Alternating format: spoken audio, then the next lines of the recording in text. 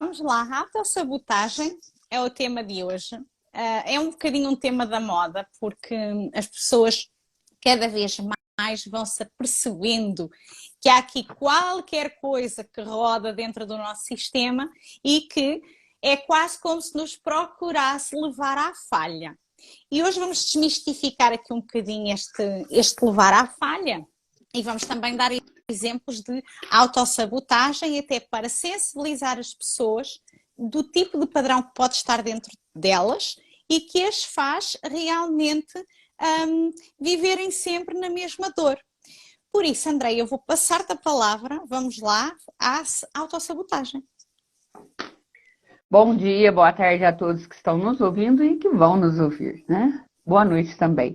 Bom, esse tema de autossabotagem é igual a Raquel disse, é um tema da moda. Ah, isso é autossabotagem, que não sei o que. Tá, mas o que você está fazendo para poder mudar isso?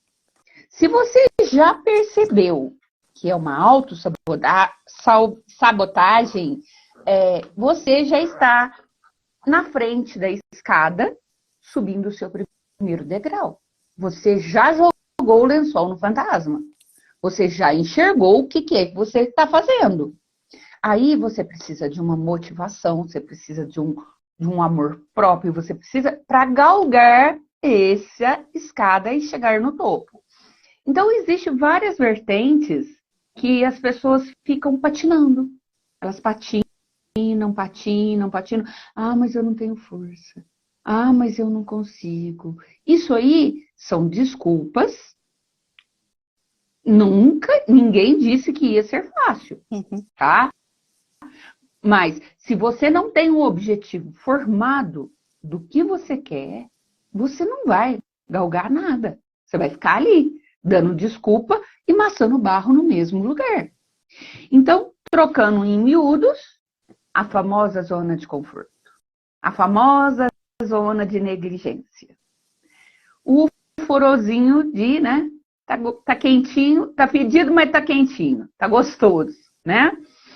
Então, isso abrange muitas coisas da nossa vida, em muitos aspectos. Por exemplo, você pode ter, dentro do que nós fazemos, os tratamentos, tá? Que a gente vai fazer o diagnóstico na mesa e ver, você pode ter uma frequência, um padrão de não merecimento. Você entendeu? Então você vai atrair tudo para você não ir para frente. Todos os obstáculos, tudo. Então você tem que ser muito perseverante, você tem que ser muito forte, não no sentido de fazer força, mas no sentido de determinação. Porque para eu chegar aonde eu cheguei, eu tive que galgar muitas coisas. Você também, como todos, em persistências, em estudos. Então, eu não tenho merecimento, que é uma frequência que as pessoas nem percebem, tá? Então, você não vai conseguir. Vamos tratar esse merecimento. Onde que veio o merecimento? Lá da sua infância.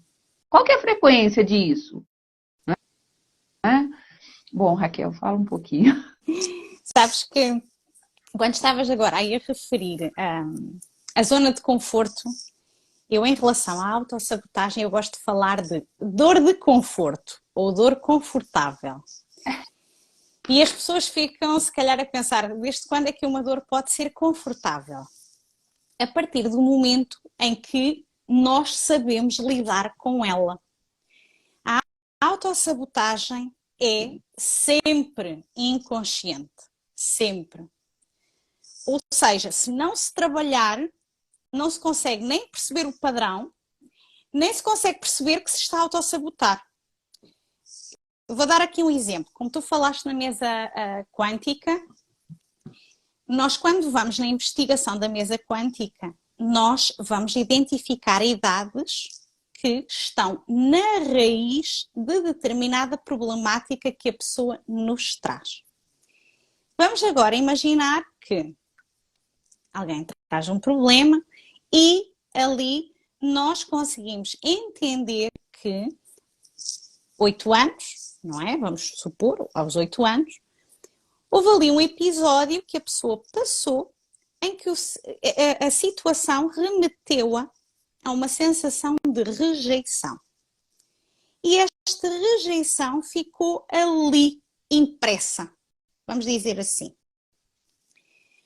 Quando nós temos esta sensação de rejeição, e quem diz sensação de rejeição diz qualquer outra, como tu mencionaste, até a falta de merecimento. Vamos então, aqui. Temos aqui a rejeição aos 8 anos. É muito fácil, lá está, porque aquilo fica a vibrar, aquele episódio trouxe-nos pensamentos e sensações em relação àquele evento, isto vibra e fica aqui esta rejeição a pairar. É muito fácil que se eu ficar a vibrar esta rejeição, eu vou atrair outras situações para a minha vida em que eu experimento essa rejeição. O que é que faz acontecer, entretanto, na nossa vida? Eu habituo-me à dor da rejeição. Eu sei como é que ela é. E por isso, mesmo que aquilo me dê horrores, não vai ser difícil para mim, inconscientemente, fazer uma autossabotagem em que, perante uma situação que é totalmente nova para mim, eu nego essa situação porque depois eu tenho muito mais medo do que é que irá acontecer e volto à rejeição. Eu vou dar aqui um exemplo. A questão de quando nos candidatamos a um trabalho novo. Há pessoas que às vezes estão ali meses, anos, que não sabem para onde é que se devem candidatar. Ou vêm as ofertas de emprego e dizem não, e depois não, ou então candidatam-se, e se ouvem um não, aquilo é uma rejeição que vai alimentar a dor que nós falámos inicialmente. E neste processo até de candidatura, vamos supor que a pessoa tem medo de uma oferta de trabalho em que vai realmente dar um salto, porque são coisas bastante novas para ela. E há ali um bichinho na cabeça dela que diz assim, ainda não estás preparada. E aquilo está ali. Esta conversa do não estás preparada vai fazer o quê? Com que a pessoa nem se candidata, ou então vá se candidatar, mas quando chega à entrevista de emprego, por exemplo, nos dias anteriores esteve a procrastinar, não se preparou para a entrevista, não conseguiu rentabilizar o tempo. Para quê? Para que nesse local lhe digam que não, que ela não é a pessoa ideal, e assim ela alimenta novamente a rejeição. Ou seja, vai outra vez para a dor que é confortável, para a dor que ela conhece. Porque nós não queremos ir para a dor de forma consciente. Ninguém diz assim, pois bem, eu agora quero experimentar a rejeição hoje. Ninguém. Só que perante uma dor que é nova, e aqui vamos supor nesta questão do trabalho, será o enfrentar o novo, o desafio, o desconhecido, que eventualmente poderá provocar ansiedade, e é outra dor. Se a pessoa não quer experimentar esta dor da ansiedade, vai preferir a dor da rejeição, porque a rejeição eu já conheço. E assim nós ficamos na autossabotagem, que de outra maneira falando é mais do mesmo.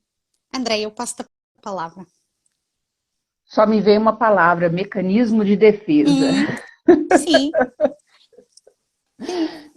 Mecanismo de defesa sobre o que eu estava falando também, você complementou. Essa dor eu conheço. Então, eu prefiro ficar nessa do que eu desbravar um outro caminho, uma outra... É como se a vida... Como não? A vida, você está numa encruzilhada. Sim. Tá? Você tem duas opções para você vir. Ou você fica no mesmo, ou você vai para frente. Ou você vai lutar, ou você vai investir, ou você vai olhar para si e ir. Só que tem pessoas que, meu Deus, como é que eu vou fazer isso?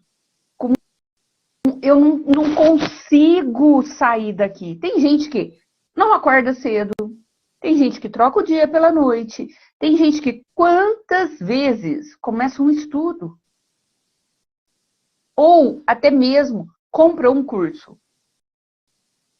Nem terminou aquele, já quer ir para outro. Nem sabe a base daquilo, já está querendo ir para o outro. Peraí, vamos analisar, você dá conta de tudo isso? Então, o que a gente sempre diz é você se organizar, é você olhar para você e falar assim, eu dou conta, é isso que eu quero? Pergunta para você, essa situação é o que você quer? Tá bom para você aí? Você vai responder para você. Isso é muito interessante. Você entender o que realmente você quer. Então, quando a gente começa a ter essas percepções, a gente começa a ter o que a gente já falou muito aqui, o não e o sim. O que eu quero e o que eu não quero. Onde que eu vou e onde que eu não vou. Qual é o caminho que eu quero chegar. Então, a partir desse... Parece bobo, mas não é. A partir dessa visão que você tem, você já começa a estar na frente dessa bifurcação. Escolher. Você. Tá? Então, isso engloba muita coisa. Engloba, por exemplo, aqui, igual eu estava falando, focar. Como é que você vai focar numa coisa se você não consegue olhar para você e escolher o teu caminho? Então, é isso. A pessoa fica naquela dor constante. Eu não consigo. Ai, me dói. Ai, mas não vai. Não vai mesmo. E isso está num modismo muito grande. Isso está num modismo muito de você receber tudo na mão. Eu te dou. Tá tudo certinho aqui. Engole. É um pratinho prontinho. Eu já até mastiguei para você. Você vai esperar que o mundo seja isso. E o mundo não é. Então causa uma dor muito grande. E agora, quem que vai mastigar para mim? Eu, você. Raquel, você. As tuas palavras fizeram lembrar-me uma noção que é a necessidade de perguntarmos a nós próprios o que é que tem falhado. E para isto é preciso uma honestidade extrema. Porque eu dei o exemplo há pouco do trabalho, mas há pessoas que vão ter vivências que se repetem nos relacionamentos amorosos, nos relacionamentos com amigos, até mesmo, às vezes, com problemas de saúde. Ou seja, este mecanismo de autossabotagem está na raiz de muita, muita coisa. E quando a pessoa é honesta com ela própria, no sentido de onde é que as coisas estão a falhar, e depois observar o seu próprio discurso, porque isto é muito importante, porque nós temos uma psique que se defende e a nossa psique defende-se sempre para nos proteger da dor, ou seja, não gosta de conversas muito reais. De qualquer forma, é sempre um movimento de coragem. E a pergunta aqui é também, que tipo de discurso é que eu tenho? Porque se eu der por mim a ter um discurso de o meu trabalho não corre bem porque eu tenho sempre um patrão que é muito difícil, que é muito exigente, ou então os meus relacionamentos não funcionam porque eles têm estas características e eu não acerto e eu tenho dedo podre. Vamos olhar para este discurso que nós temos, porque estes discursos vão nos ajudar muito a entender o nosso mecanismo de rodagem que nos faz pensar de determinada forma, que nos faz sentir de determinada forma e que nos faz estar de determinada forma. Não só a cada momento, mas na vida em geral. E sempre que dermos por nós com esse tipo de discurso, isso é apenas a plumagem que está a esconder um registro de autossabotagem. Por isso, vamos aqui olhar com verdade, porque vai ajudar-vos muito mais a perceber que dor é que vocês estão a querer abraçar e não a querer resolver. Porque um processo de autossabotagem é abraçar uma dor, não é resolver uma dor. Por isso é que vocês andam sempre a fazer mais do mesmo. E é muito fácil fazermos isto, muito, muito fácil. Daí que temos de ter sempre muita atenção quando nos deparamos com uma dificuldade na vida. Como é que nós reagimos? Nós achamos o quê? Que é culpa de alguém? Que é culpa da vida? Por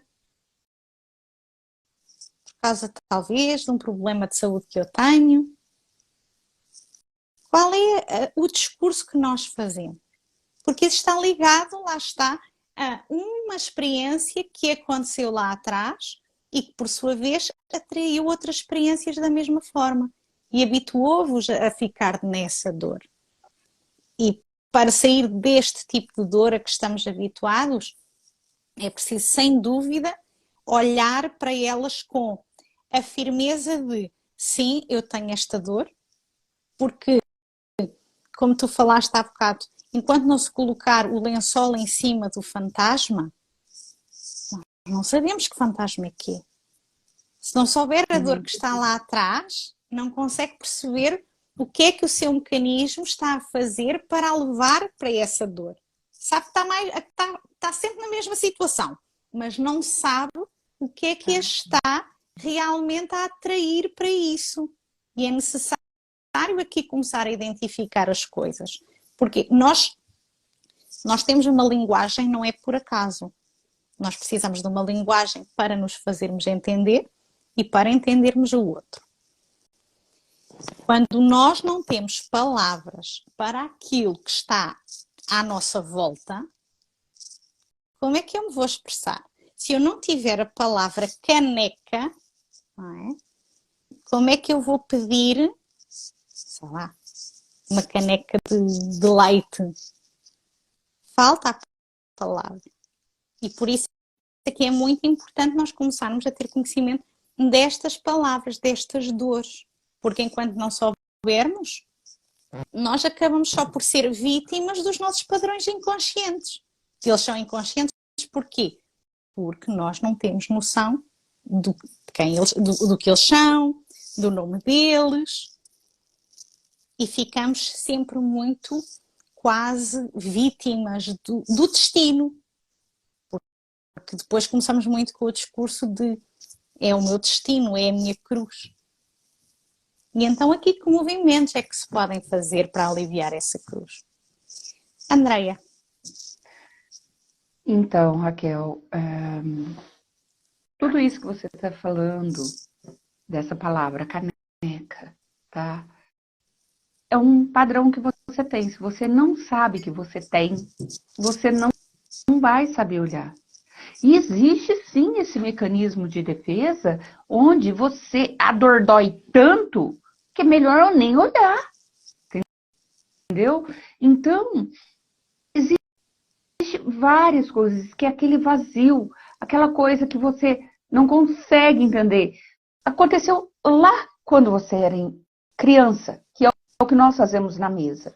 Nós vamos investigar datas com a questão, com a frequência, o padrão em que aconteceu aquela dor. E nós vamos ali tratar aquilo ali.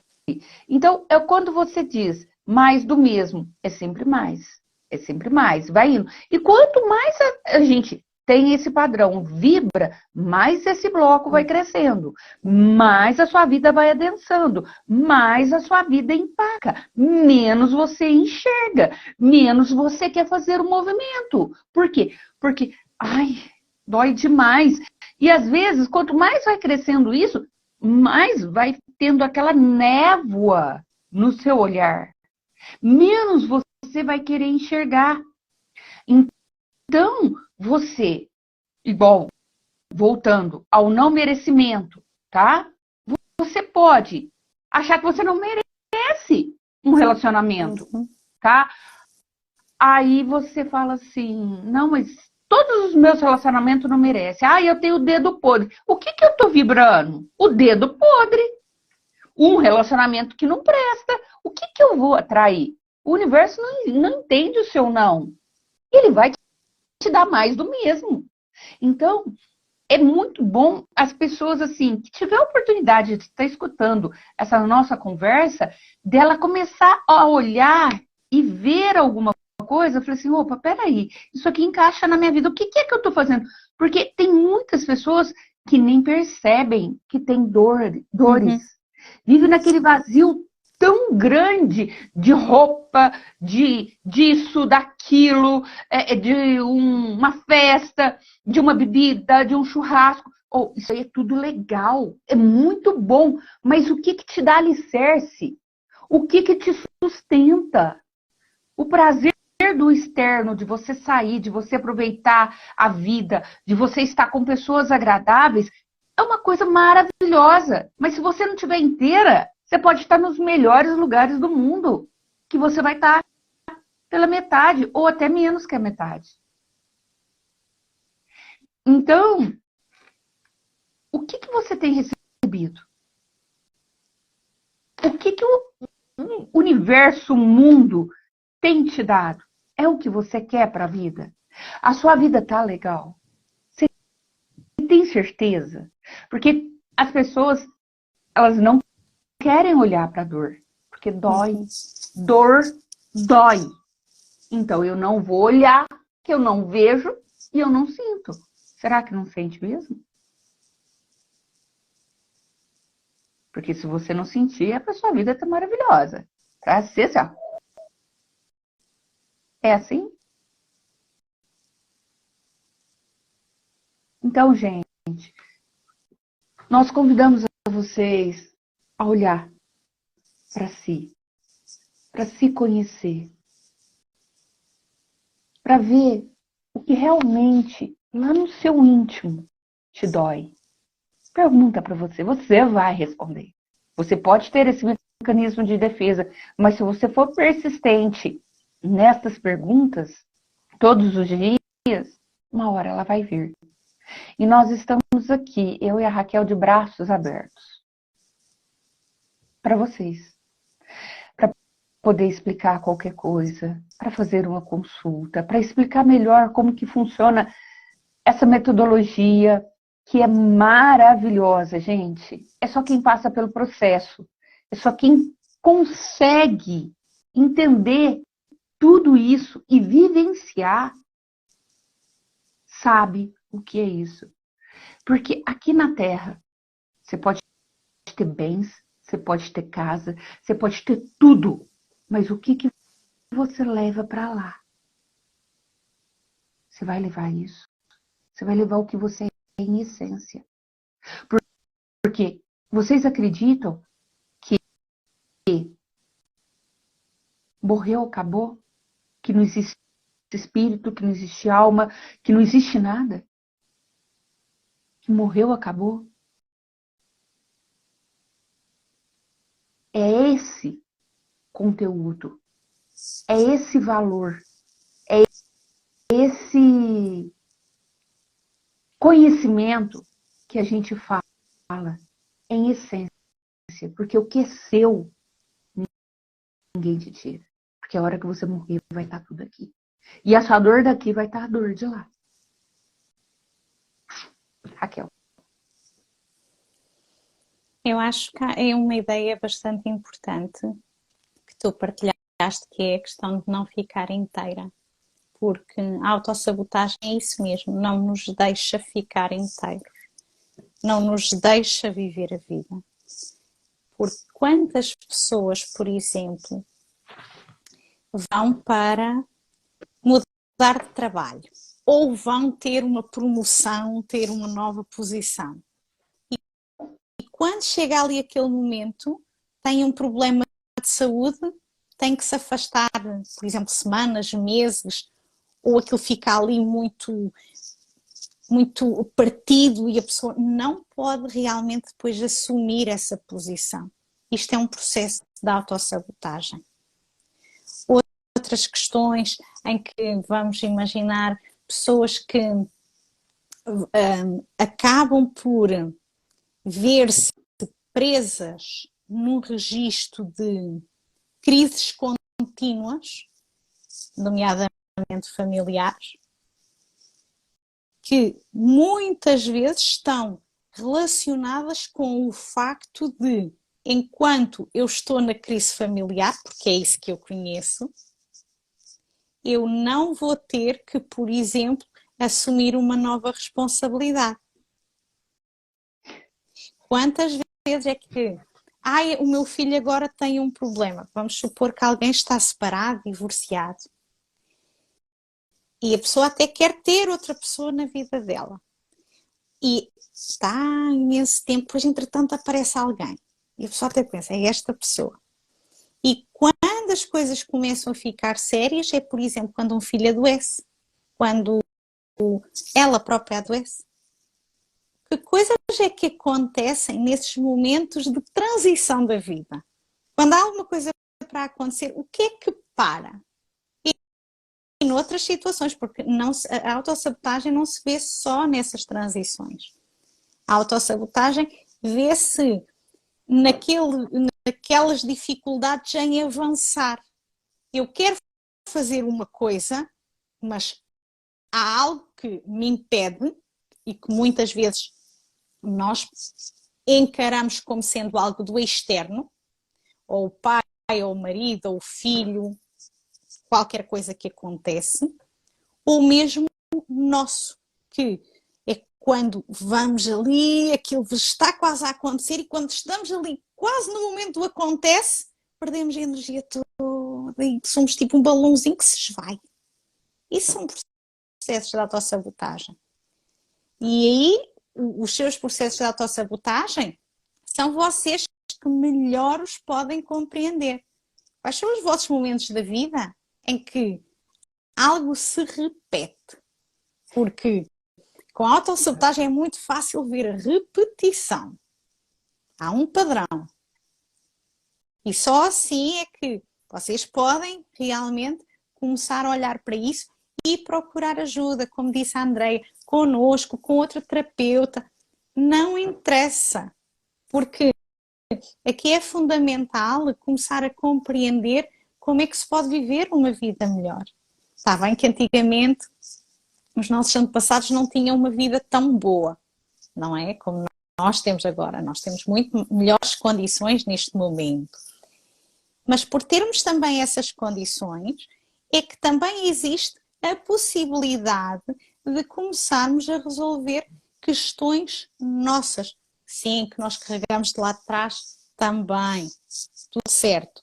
Mas deem uma oportunidade então a vocês mesmos para se testarem, para colocarem a vossa essência na vida, a vossa alegria na vida. Viver não pode ser um fardo. Se é um fardo, então o que é que está aqui a acontecer para trazer tanto peso?